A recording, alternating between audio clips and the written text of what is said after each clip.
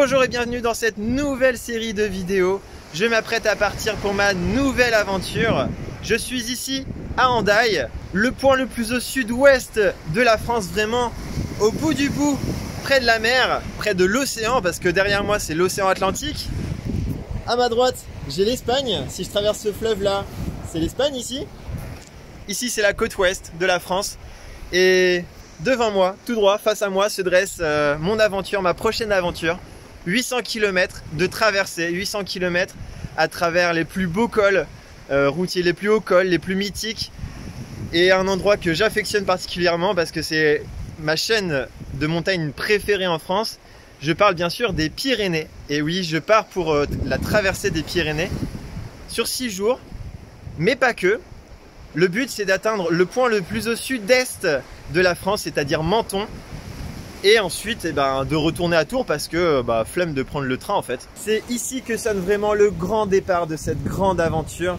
Je suis vraiment excité comme une puce. J'ai déjà eu des premières péripéties où mon train a eu un petit peu de retard, voire même beaucoup, genre 1 heure. Et je voulais être à mon bivouac assez tôt, malheureusement, parce que j'ai quand même une grosse étape prévue aujourd'hui, parce que demain, il y a une petite surprise. Mais ça sera sûrement dans l'épisode de demain, je vous spoil pas plus, je vous laisse regarder la série en entière. Le projet au total, il fait à peu près 3100 km, plus ou moins, hein, c'est pas une science exacte.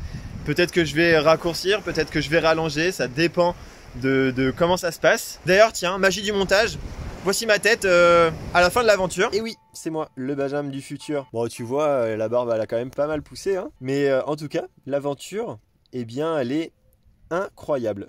Tu vas vivre des choses inoubliable, ça c'est sûr. Donc voilà, je t'en dis pas plus pour pas spoiler l'aventure. Et ouais, j'ai rajouté une étape en fait. Tu t'en rendras compte plus tard. Ouais, pas mal. J'ai pris un peu de barbe, non? Et voici ma tête quand ça va vraiment pas du tout. La tête elle est plus là. Ouais, là ça va vraiment pas du tout. Et au contraire, voici ma tête quand ça va super bien.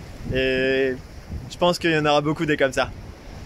Allez, fini de discuter, maintenant il va falloir pédaler. Je pars pour une étape de 140 km à peu près, avec mes premiers petits cols. Premier petit col au début, puis un premier grand col, le col d'Iro.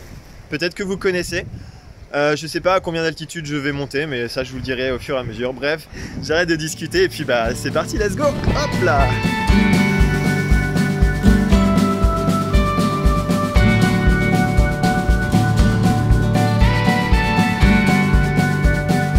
Et voilà, je suis déjà dans le premier col après 26 km, le col de Saint-Ignace. Le pépère, il fait 3 km à plus de 5% de moyenne. Dernier kilomètre.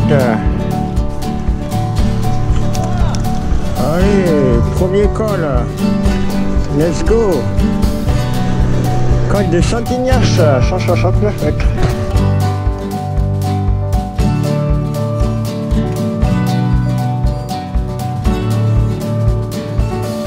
Je vais vraiment te faire con avec ça.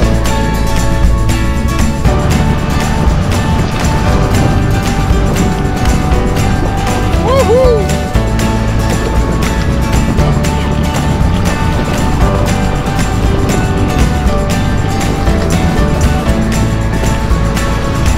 Oh non! Tu me gâches la vue! On prend l'intérieur! Au cochon! Au cochon! Ah ouais, non, ça va pas passer là.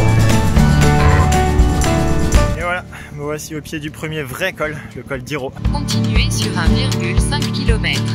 Eh putain, le début, il est corsé, hein. Allez, 17%.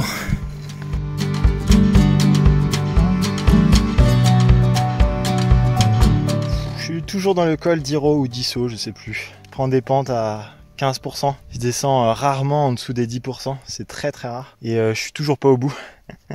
Il est quelle heure là? Il est 19h. Finalement, je vais un peu moins vite que prévu. Donc je pense que la zone de bivouac ne sera pas celle attendue. Je voulais vraiment faire une grosse sortie pour que demain je puisse faire ce que j'avais prévu.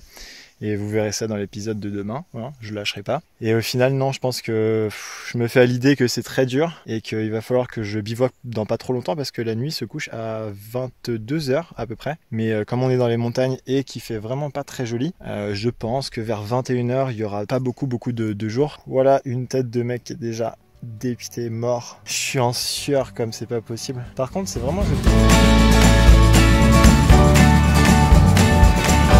C'est bien là.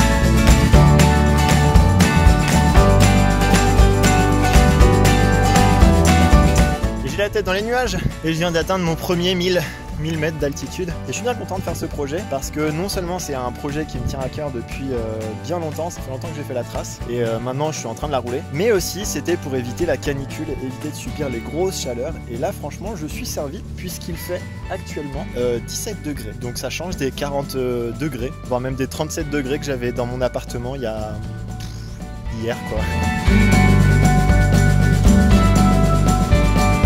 Bon bah voilà, c'est après 6h05 et 112 km et ouais c'est pas Faites beaucoup. demi-tour. Oui non mais je vais faire demi-tour. Je décide de m'arrêter dans un spot que j'avais initialement prévu à la base et ça va retarder mes plans pour demain. En tout cas j'avais prévu un petit spot vraiment au bord de l'eau et le problème c'est qu'il me manque de l'eau, donc je pense que je vais prendre de l'eau de la rivière et je vais la faire bouillir pour pouvoir la boire. Allez hop, on va monter le bivouac, c'est parti mon kiki. Et voilà, il est déjà temps d'aller jouer à la dinette avec ma nouvelle papote, vraiment toute petite, toute fine, et puis mon nouveau réchaud qui tient là-dedans. Je suis pas mécontent d'avoir fait quelques achats supplémentaires et quelques améliorations supplémentaires par rapport à mon aventure du mois d'avril où j'ai justement évoqué certaines de mes anciennes améliorations, certaines de mes améliorations même tout court. Par contre là, le seul gros problème c'est que j'ai plus que 550 ml d'eau potable pour et boire et faire la cuisine. Je pense que plutôt que de prendre de l'eau potable pour les pâtes, je vais prendre de l'eau de la rivière, je vais la faire bouillir vraiment à fond. Puis une fois bouillie, je pourrais la boire et puis de toute façon je sentirai rien parce qu'il y aura des pâtes. Au final c'était une étape assez difficile parce que je voulais vraiment atteindre le point que je m'étais dit qui est à une quarantaine de kilomètres d'ici. Une trentaine, une grosse trentaine on va dire. Et c'était assez dur parce que en fait, déjà je suis parti avec 1 heure de retard à cause des trains. Mais aussi j'ai pas pu me reposer, enfin faire énormément d'arrêts parce que je suis parti à genre 13 h. Certes j'ai mangé avant, mais j'ai pas pu faire énormément d'arrêts pour profiter, pour prendre des photos, des vidéos, parce que j'avais un peu cette pression là d'arriver à ce spot là-bas pour faire ce que j'ai prévu demain et j'ai vraiment envie de le vivre, ce que j'ai prévu demain. Donc je vais trouver une autre alternative, c'est pas grave, et puis bah tant pis, sinon si je le vis pas, je le vivrai une autre fois. Et il faut aussi que j'accepte que mon plan initial ne se déroule pas comme prévu et que je puisse le modifier. Et en vrai, ça me dérange pas de modifier mes plans, c'est juste que là, j'avais vraiment très très envie de faire ça. Donc bon, pour l'instant, c'est pas encore établi. J'y suis pas encore, je suis pas à demain, donc j'y réfléchirai plus sérieusement demain. Bon, allez, on va chercher de l'eau parce que les pâtes, elles vont pas se faire toutes seules. Hein. Yap là.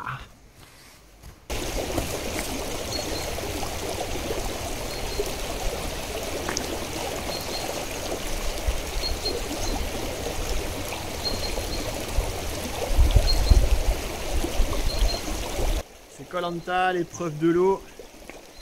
Faut pas renverser. Non, c'est où Fort Boyard, je sais plus. Et voilà,